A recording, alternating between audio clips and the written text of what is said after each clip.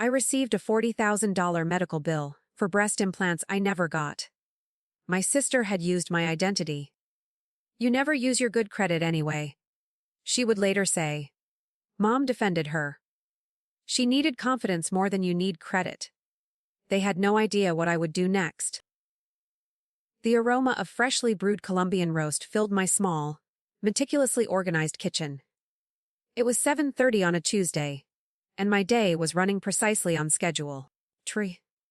The only item left before logging into my remote terminal was reviewing the mail. Most of it was junk credit card offers I'd shred, or grocery flyers I'd scan before tossing. Today, there was a thick, registered letter from the Beverly Hills Cosmetic Surgery Center. I frowned. The official envelope feeling too heavy, too glossy to be marketing material. Why would they be sending me anything? I had never been within 40 miles of Beverly Hills for anything but work. I carefully sliced the seal with my letter opener and unfolded the contents. My blood ran cold. The first page was an invoice. At the top, in a neat, clinical font, was my full legal name, Riley Santos. Below that, the total due $40,133.62. The procedure was listed clearly: bilateral subpectoral augmentation. Breast implants. I dropped my letter opener. It clattered against the granite countertop, but I barely heard it. For a few long seconds, I stared, trying to reconcile the number with reality. This had to be a mistake. A processing error. Identity theft. The sheer audacity of the amount, $40,000, was shocking enough. But the nature of the procedure made my stomach churn with violation. My hands, usually steady enough to handle delicate financial models, began to tremble as I turned to the itemized charges. Surgeon fees $12,500. Anesthesia $3,800. Premium silicone implants, Model 610MC $7,900. Post-operative care, 3 weeks of it. Every charge was detailed. Every step of the surgery documented, as if I, Riley Santos, had been lying on that table. Someone had done this using my name, my social security number, and my insurance details. I grabbed my cell phone, the analytical part of my brain finally kicking in to override the panic.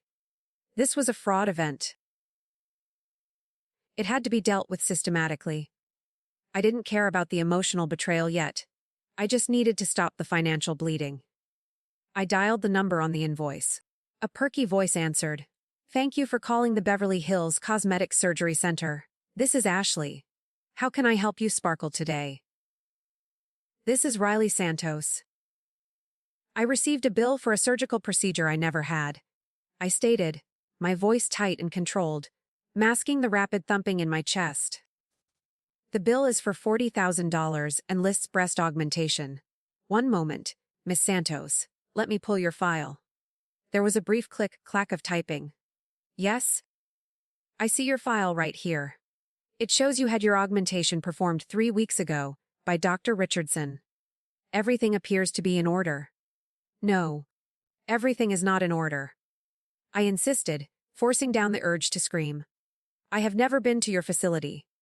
Someone used my identity. This is fraud." Ashley's tone immediately shifted from saccharine to professionally skeptical. "Ma'am, that's simply impossible. We have rigorous security protocols.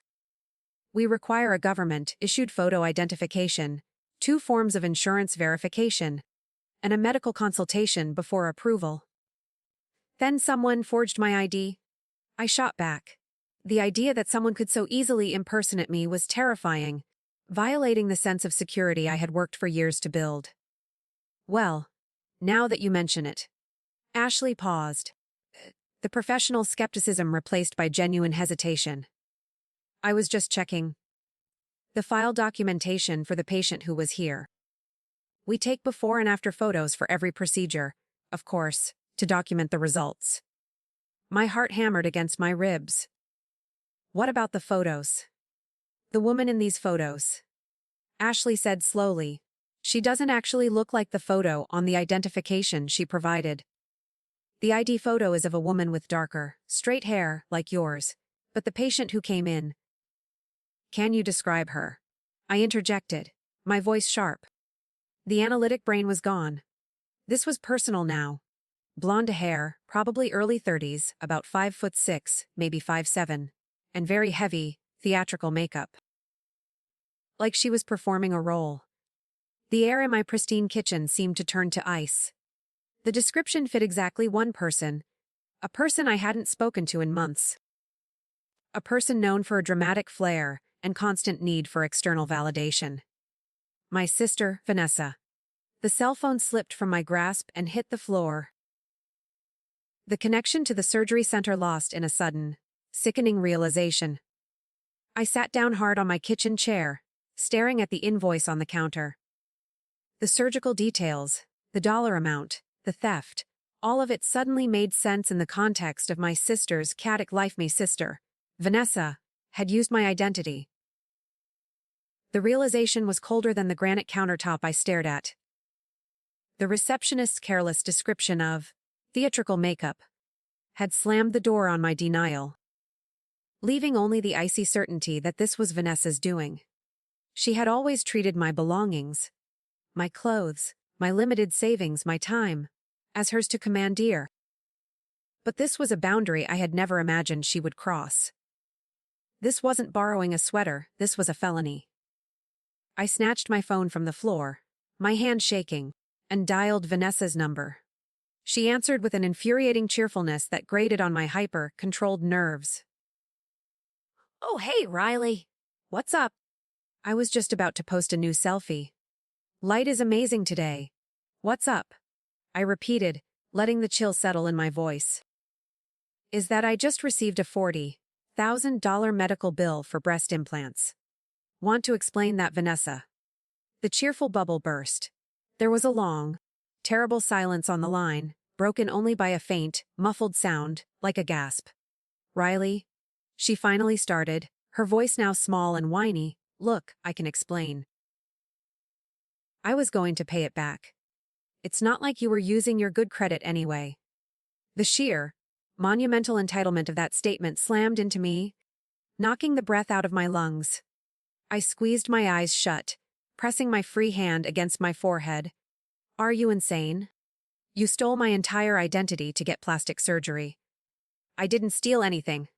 We're sisters, Riley. What's yours is mine, right?" she argued. Using the tired old mantra my mother had fostered since childhood, the one that had constantly forced me to bail Vanessa out of smaller, more manageable debts. "No.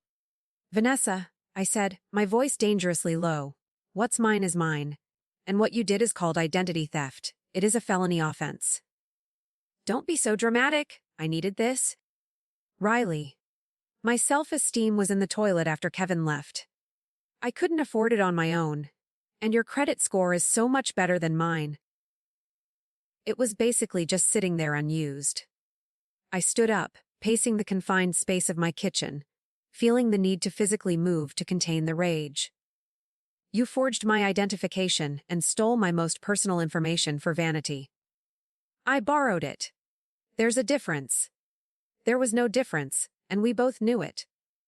But Vanessa had always lived in a world where her problems became everyone else's responsibility, especially mine. The truth of her selfishness was an old, familiar pain. But the magnitude of this crime was a new, staggering blow.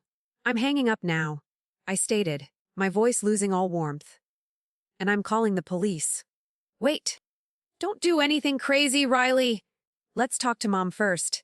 The desperate plea, that instinctive call for our enabler, surprisingly worked. Despite every pragmatic, logical alarm blaring in my head, I knew I needed to look into my sister's eyes, and my mother's, to understand how deep this betrayal went, and whether they had worked together. I needed to know if I was fighting one person, or the entire foundation of my family.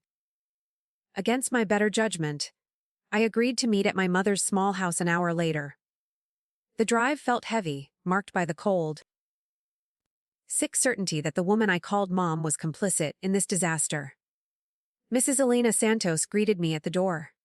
Her usual effusive welcome was replaced by a guilty, flinching expression that told me everything I needed to know before she even spoke. "Riley, honey, before you say anything," Mom began, placing a clammy hand on my arm. "You knew Vanessa needed help. She was so depressed after her divorce." I pulled my arm away gently, the contact feeling like ash.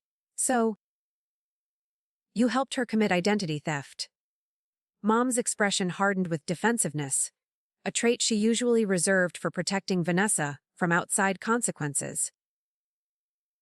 "I helped her get the confidence boost she needed to move on with her life." I walked past her into the living room. Vanessa was seated on the floral couch, her posture subtly altered.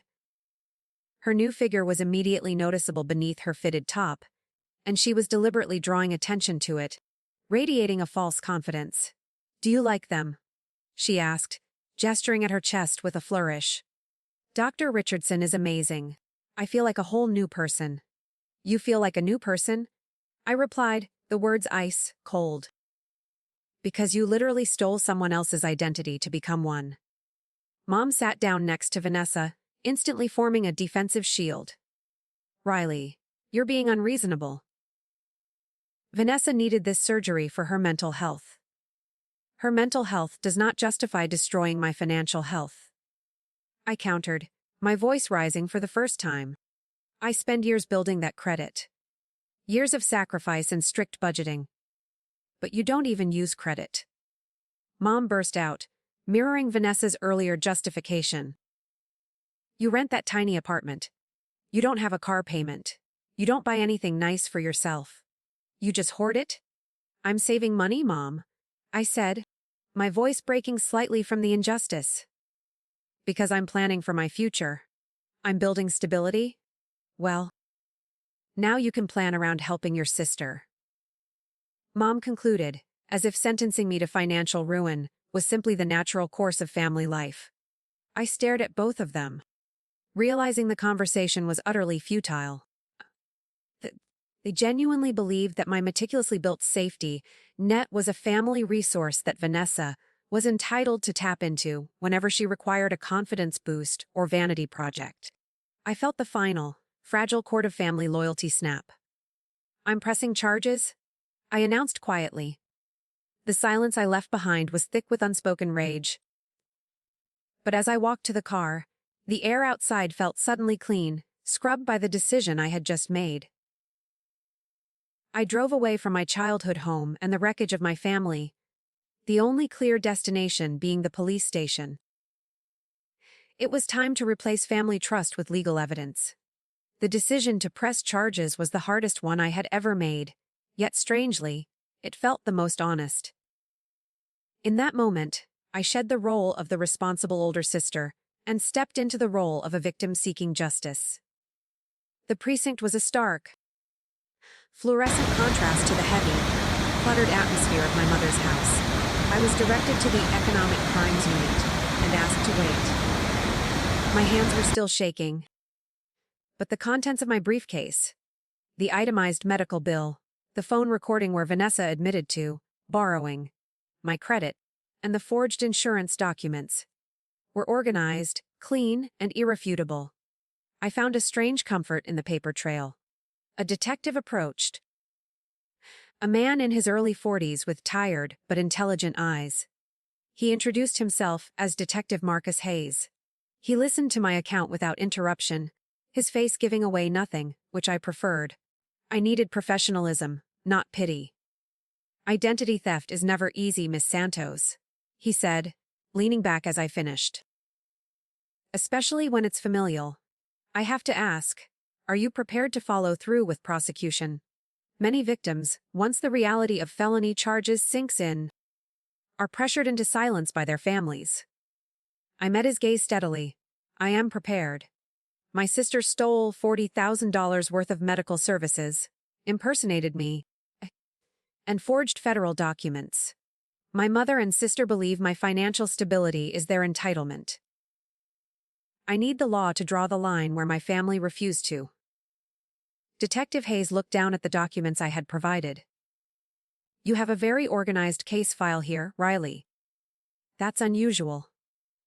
Most people show up with a stack of crumpled papers and tears. I felt a faint blush of pride, quickly squashed by the seriousness of the situation. I'm a financial analyst. I deal in details and accountability. I need this to be treated as a crime, detective, not a family spat. He nodded, making a note. The medical component makes this particularly egregious. It shows premeditation. How did she access your social security number and birth date? We're sisters, I explained, the simple fact carrying the weight of years of violated privacy. She's known every personal detail since we were kids. As for the ID, she probably used an old, slightly faded photo of me and created a fake one. We look alike enough that a busy clerk at a surgery center, especially one whose job isn't security, wouldn't look too closely, particularly if the patient, Vanessa, was performing the role. We spent the next 2 hours filling out paperwork, reviewing the evidence, and detailing the timeline. Detective Hayes was pragmatic and thorough. His detached, professional demeanor was exactly what I needed to keep my emotions at bay. By the time I left, the case was formally filed.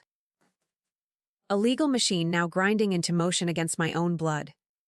I drove home, feeling utterly drained but somehow lighter. As if I had deposited a crushing weight onto the proper authority. But the silence didn't last long. My phone started buzzing relentlessly, almost before I put my key in the door. I recognized the numbers immediately: Aunt Carmen, Cousin Rita, and several other relatives I only spoke to on holidays. I ignored the first 3 calls, pouring myself a glass of water. Then a text came through from Aunt Carmen. It was a single, furious line. You did what? I knew the news of Vanessa's impending arrest had reached my mother, who had undoubtedly spread the drama far and wide. The dam had burst. I answered the 4th call, my voice tight. Hello, Aunt Carmen. Riley. How could you do this to your sister? Aunt Carmen's voice was high, pitched with outrage. I just heard from your mother. She said you went to the police. I closed my eyes, picturing the dramatic scene my mother must have painted. Aunt Carmen, I didn't do anything to her. She committed a felony against me. Identity theft. But now her future is at risk. She could go to prison. For money, Riley. It's just money. Family comes first. She should have thought of her future before she damaged mine. I countered, the phrase sounding rehearsed, but true.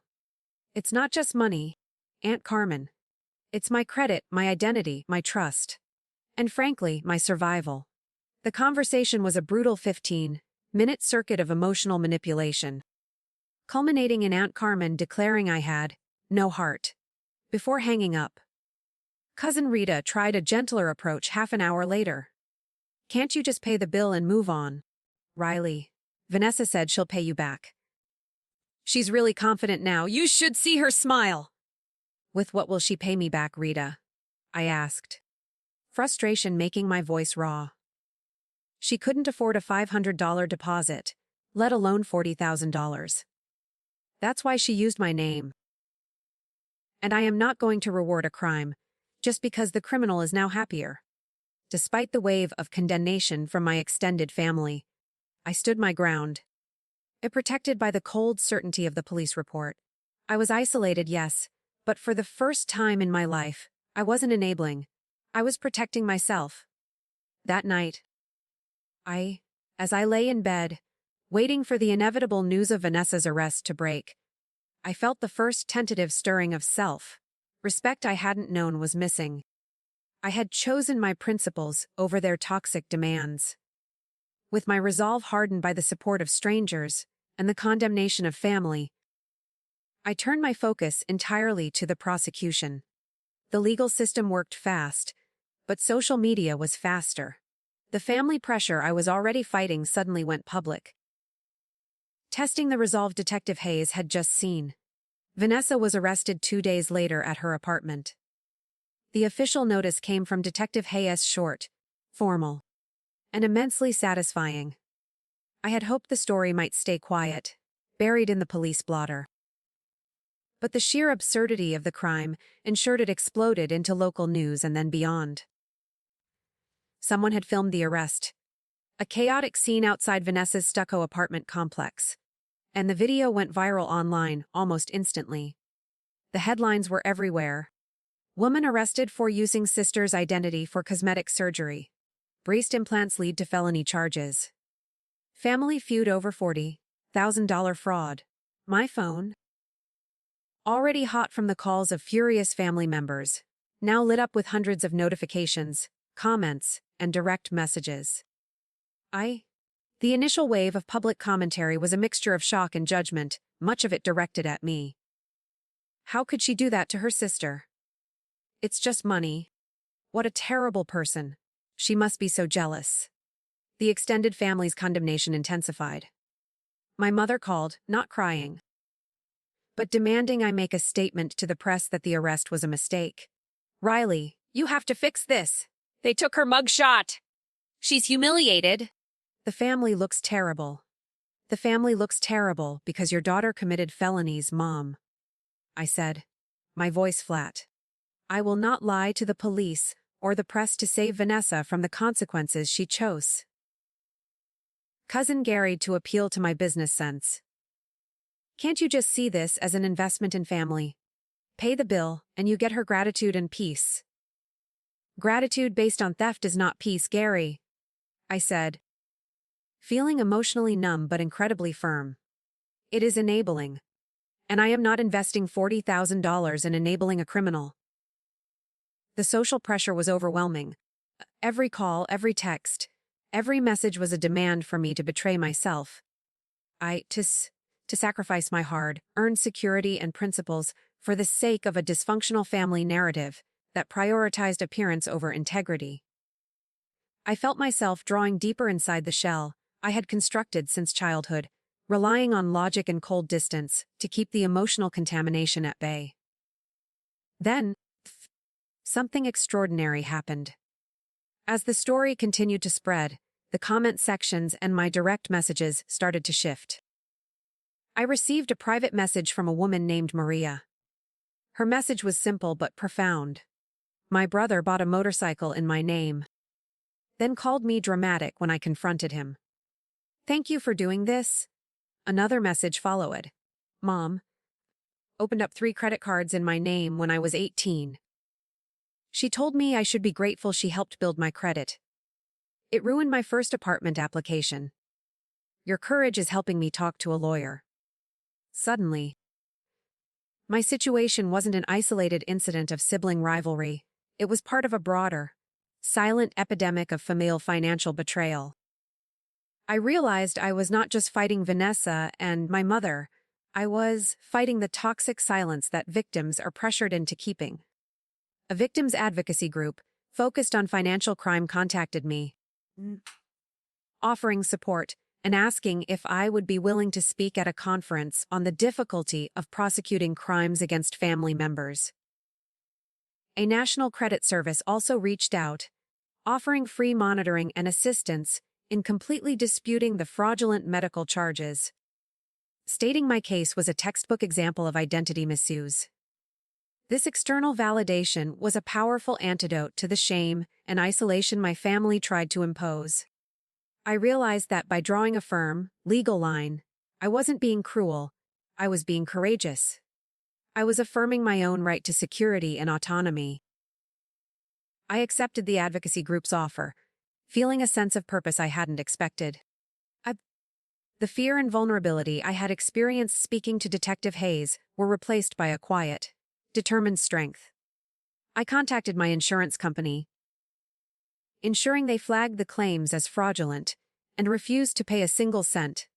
I hired a lawyer, not to pursue civil claims yet, but simply to manage the legal complexity and insulate myself from Vanessa's imminent legal maneuvers. My choice to press charges had been born of cold fury, but the public response transformed it into a mission. I was no longer Riley the financial analyst, struggling to protect her meager assets. I was Riley, the unwilling advocate, refusing to be silenced by the toxic lie that family always comes first, even over the law. I stood my ground. knowing that the greatest battle, the trial, was still ahead, but I was no longer fighting alone. With my resolve hardened by the support of strangers and the condemnation of family, I turned my focus entirely to the prosecution. This wasn't personal anymore. It was meticulous, calculated justice. The weeks that followed Vanessa's arrest were consumed by the legal procedure, a slow, grinding process that required every ounce of my financial analyst's meticulousness. I worked closely with the state prosecutor's office, providing context and evidence that went beyond the initial police report. I helped them trace the digital footprint of the identity theft, the dates Vanessa researched the surgery center, the inquiries she made about high-grade silicone implants, and the fact that she had created fake pay stubs to help secure financing for the surgery center's payment plan. Detective Hayes, who continued to oversee the case, was instrumental. He shared his concerns with me, not about Vanessa, but about the likelihood of the prosecution succeeding given the familial relationship. Juries can be sentimental, Riley. He cautioned during one meeting.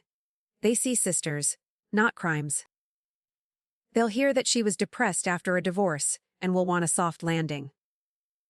Then we show them the calculation, I replied, running my hand over the detailed printout of the dates she practiced forging my signature. We show them this wasn't an impulsive breakdown. This was a well-researched, premeditated fraud scheme. That changes the definition from emotional distress to criminal intent. The closer we got to a pre-trial hearing, the more intense the pressure became. The family's calls were now filtering through a single, official channel: Vanessa's defense lawyer. The lawyer, a slick, expensive-looking man named Mr. Desmond, called me personally one afternoon, his voice dripping with false empathy. Miss Santos, my client, Vanessa, is open to a plea deal, he announced.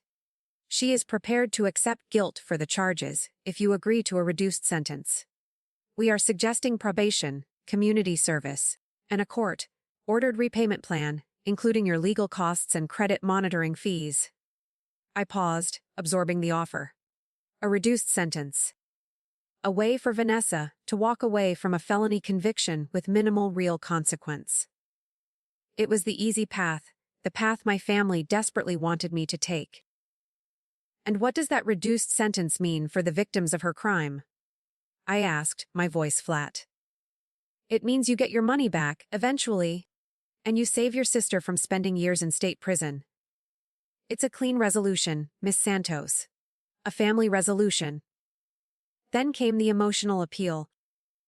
The one I knew was inevitable. You don't want your own sister to go to prison, do you? I took a deep breath, picturing Vanessa sitting in my mother's living room, proudly showing off her stolen assets while minimizing the damage to my future. I thought about the years I had spent financially enabling her, denying myself so she could have another chance. I thought about my mother's words. She needed confidence more than you need credit. I want her to be accountable. Desmond, I finally said, the words carefully chosen. She made choices that hurt me deeply. Choices that went beyond simple theft and crossed into calculated fraud. She doesn't get to walk away from that without consequences. So, that's a no on the plea deal? He asked, his voice suddenly sharp and professional again, the empathy gone. That is an absolute and definitive no. I confirmed. We will proceed to trial. I want the judge and the jury to see the premeditation. Hanging up the phone, I felt a rush of adrenaline, mixed with a chilling sense of commitment. I had just rejected the only path that offered a swift, quiet resolution. I had chosen the long, messy public route of a criminal trial, knowing that it meant my family would never forgive me. But rejecting the deal was a profound turning point in my emotional arc.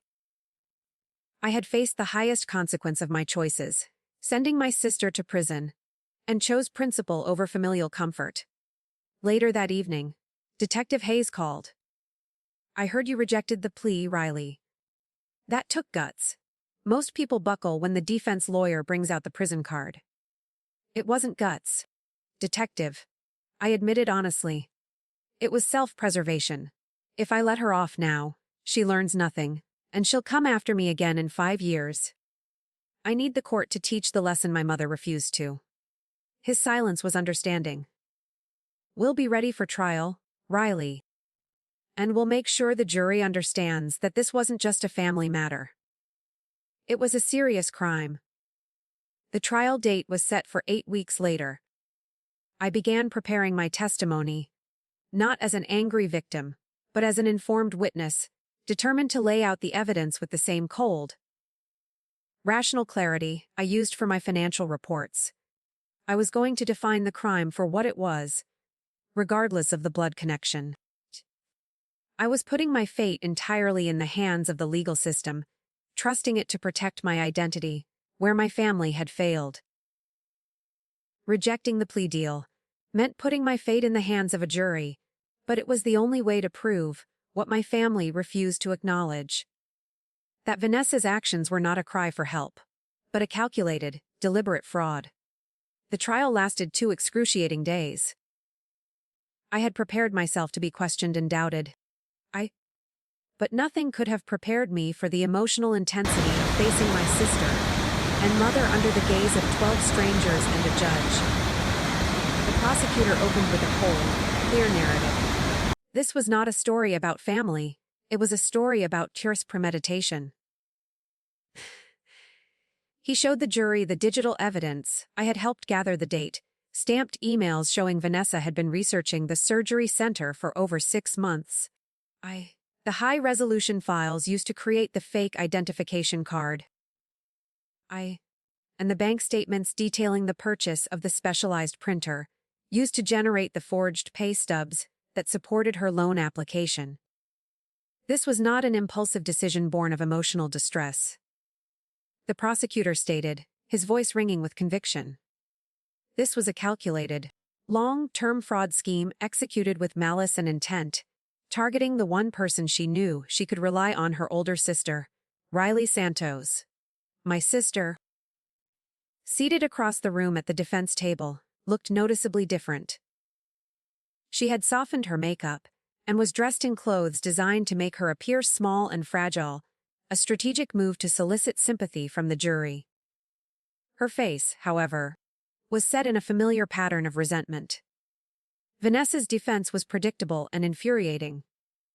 Mr. Desmond argued that she was emotionally fragile after her divorce, driven to a temporary lapse in judgment by severe depression. He painted the financial preparation not as fraud, but as a desperate attempt to regain the self-worth her husband, Kevin, had destroyed. Then came the agonizing part: the testimony.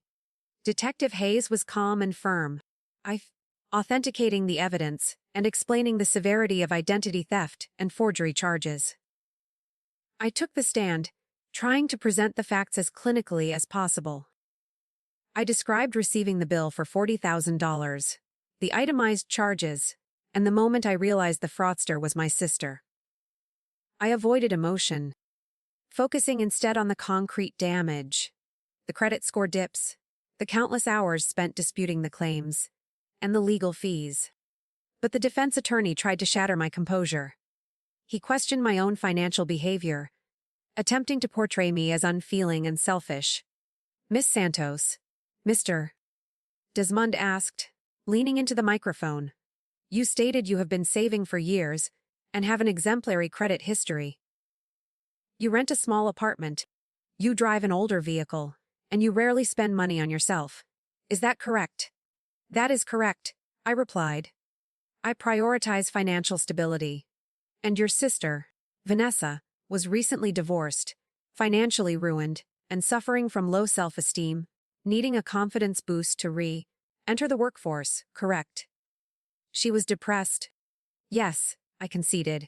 But therapy, not a $40,000 surgery stolen from her sister, was the appropriate response. But you chose not to offer financial help. Despite your abundant resources, he pressed, using my own virtue against me. You chose to deny your sister, and instead chose to prosecute her. Your sisters suggested you had money you never used, and she simply borrowed it to get the emotional help she needed. Can you deny that your coldness and unwillingness to help family contributed to this desperation? The accusation landed like a physical blow. The shame of my family's toxic dynamic, the years of quietly denying myself so I wouldn't be seen as wasteful, was suddenly public, weaponized against me. I felt the familiar urge to retreat, to hide my emotions. I deny that my budgeting habits justify a felony, I stated, my voice shaking slightly, but holding firm. I built my stability because my sister was always financially unstable. My willingness to protect my future is not coldness. It is survival. And it is my right. The lowest point came when my mother, Mrs. Santos, took the stand for the defense. She wore a subdued dress and looked small, appealing directly to the jury's sympathy. My daughter Vanessa is not a criminal? Mom sniffled, wiping her eyes. She's a good girl who lost her way after her husband left her. Riley has always been the sensible one. She knows how to manage money. She just needed to help her sister. To lend her credit, family should stick together. The look of profound, aching despair that washed over me was a deeper betrayal than the theft itself. She was asking the court to validate her enablement, to declare that the law should yield to toxic familial demands. During the cross-examination, the prosecutor carefully dismantled Mom's testimony, highlighting that Vanessa's fraud was committed over several months. Proving it was not a sudden act of desperation, but a sustained, deliberate effort. The final arguments were impassioned.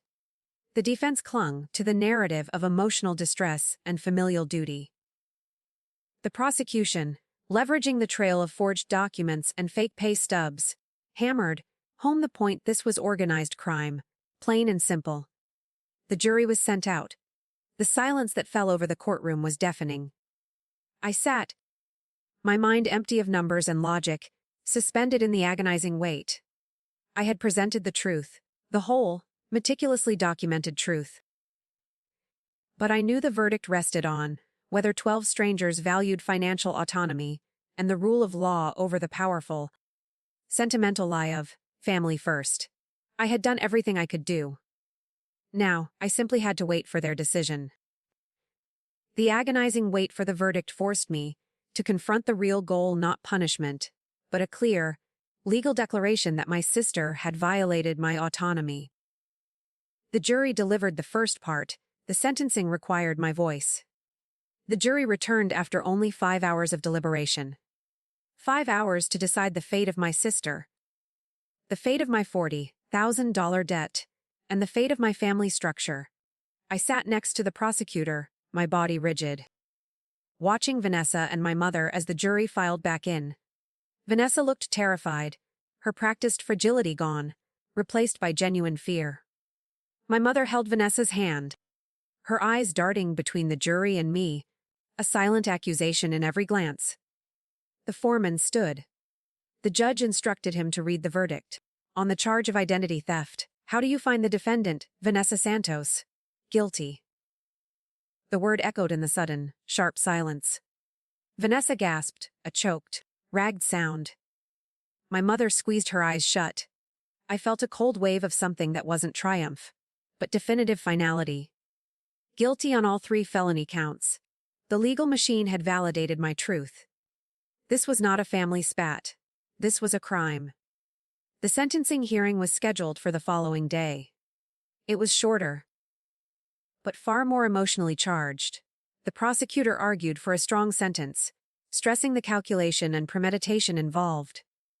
Mr. Desmond, Vanessa's lawyer, offered a desperate, final plea for leniency, reiterating the emotional distress narrative. Then, the judge granted Vanessa the chance to make a final statement before sentencing. She slowly rose, turning to face me where I sat in the gallery. The veneer of the victim was completely gone. The resentment was burning and pure. I hope you're happy now, Vanessa said, her voice shaking with rage, not regret. You got what you wanted. You destroy your own sister over money. You couldn't just help me, you had to ruin me. She looked directly into my eyes, her accusation final. She believed that I was the villain, that my refusal to enable her was an act of deliberate destruction. Then, it was my turn. The judge called me forward to deliver my victim impact statement. I walked to the stand, pausing to meet Vanessa's bitter gaze for a brief, intentional moment before addressing the court. The trial had exposed the most agonizing parts of my life. But I realized that facing the court was easier than facing my sister's entitlement. I approached the stand. I had written the statement carefully, revising it dozens of times to strip away the lingering bitterness and distill it down to the central truth. Your Honor, I began, my voice clear and steady. This case was never about money. I saw several members of the gallery shift, surprised by the assertion. It was about identity, trust, and respect. My sister didn't just steal my credit. She stole my sense of security and safety within my own family. She violated my privacy, my autonomy, and my future financial stability for her own vanity. I explained how her actions had forced me into isolation, how my own mother had demanded I accept the theft as a family obligation. I have spent my adult life carefully managing risk and building a secure foundation. My sister chose to demolish that foundation, not accidentally, but with meticulous, calculated effort. Because she felt entitled to what I had earned. I looked back at Vanessa, who was now weeping, whether from shame or self-pity. I couldn't tell. I delivered the final, most crucial line. I didn't destroy my sister. She destroyed herself by choosing to commit crimes, instead of addressing her problems through legal and healthy means. The consequences she faces today are solely the result of her own choices. A profound silence filled the room. The burden I had carried for months, the burden of being branded the cruel sister, was lifted and placed squarely back on the one who committed the crime. The judge agreed. Amends Vanessa Santos. Identity theft is not a family matter. It's a serious crime that destroys victims' lives and financial futures. The fact that you targeted your own sister makes this crime more egregious, not less. The court finds the defendant guilty on all counts. He paused, then delivered the sentence as 18 months in state prison, followed by 3 years of strict probation, and a full order to pay restitution, covering the $40,000 medical bill, my legal fees, and credit monitoring expenses. As the bailiffs led us screaming, protesting Vanessa away, my mother rushed over to me, her face contorted with fury and despair. Are you satisfied, Riley? Are you happy now that your sister is a felon and a jailbird? I felt a wash of cold exhaustion, but also clarity. I am satisfied that justice was done, Mom. And I am satisfied that, for once in this family, the consequences have landed on the person who earned them. I left the courtroom alone, the victor of a battle I never wanted to fight. The cost was immense: the loss of my family, the public scrutiny, and the agonizing emotional toll. But I had my identity back, legally and emotionally. I had chosen self-respect over toxic obligation. The finality of the prison doors closing was not an end, but a beginning. The trial was over, the debt was legally disputed and on track to be paid, and the emotional wreckage was ready to be cleared. For the first 2 years, the silence between my family and me was absolute. My mother didn't call. Aunt Carmen didn't text. They had chosen to honor the lie that I was the aggressor, and I chose to honor my peace. I focused on rebuilding my credit, working with the advocacy groups, and channeling my energy into my career. Then, 2 years later, the phone rang. The number was unfamiliar, an automated message announcing an incoming call from a correctional facility. I hesitated, then answered. The voice on the other end was one I thought I'd never hear again, not the entitled actress, but a person. Rally. It's Vanessa. My breath hitched. I know. Rally. She used my childhood nickname, which felt startling and foreign. I know you probably don't want to hear from me, But I needed you to know something. I'm being released today. I know? I repeated, keeping my voice neutral. I had received the official notice. Prison was the best thing that could have happened to me. She continued, her voice sounding oddly raw and steady. Not because of the punishment, but because it forced me to face who I'd become. I got therapy. Real therapy. I learned about narcissistic personality disorder, about financial abuse, about taking responsibility for my actions. I remained quiet, listening, the silence communicating my skepticism. And, she finished, the word heavy with genuine weight. I'm sorry, Riley. Truly sorry. Not sorry I got caught. Sorry I did it in the first place. Sorry I violated your trust and your privacy. Sorry I put my vanity ahead of your financial security. Sorry I put that on Mom, too. Tears pricked my eyes, tears of shock, not sadness. This was the apology I had deserved 2 years ago, 5 years ago. Thank you for saying that, I managed. I know I don't deserve forgiveness.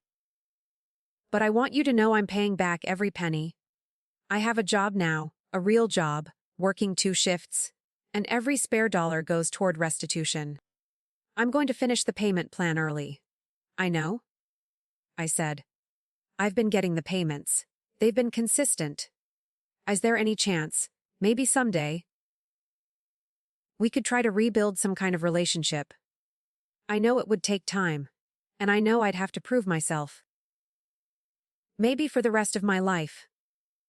I thought about the woman who had stolen my identity, who had celebrated the implants while I was discovering the financial wreckage. Then I thought about the little sister I'd grown up with, before the depression and the self-absorption completely took over. The therapy had cracked the shell of her entitlement. Maybe, I said, a word that felt like a seismic shift in my personal world. But it would have to be on my terms, at my pace. And if you ever try to involve Mom in this relationship to pressure me, it ends immediately. I understand, she replied instantly. And Riley, thank you for not letting me get away with it. I needed consequences to change.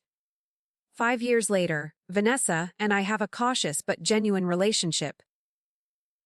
She finished paying the restitution 2 years early, demonstrating a financial responsibility I had never seen in her before. Now works as a peer counselor for women struggling with post-divorce depression and who are facing financial crimes. She kept the breast implants. Removing them would have been another unnecessary medical expense, but they became a strange, visible anchor to her past. She always tells her story honestly when people ask her about them, often at the clinic. I committed felonies to get these, she says. They cost me my relationship with my sister, 18 months of my life, and my financial future. Worst investment I ever made. As for me, my credit was fully restored within 3 years. The advocacy work I began has become a central focus of my life. I speak at conferences, work with law enforcement on protecting financial identities, and help other people understand that protecting yourself from criminal family members isn't betrayal. It's survival. I have learned to embrace vulnerability, realizing that my strength is not in my guardedness, but in my willingness to demand accountability. Because sometimes, the most loving thing you can do for someone is refuse to enable their worst behavior, even when they're family.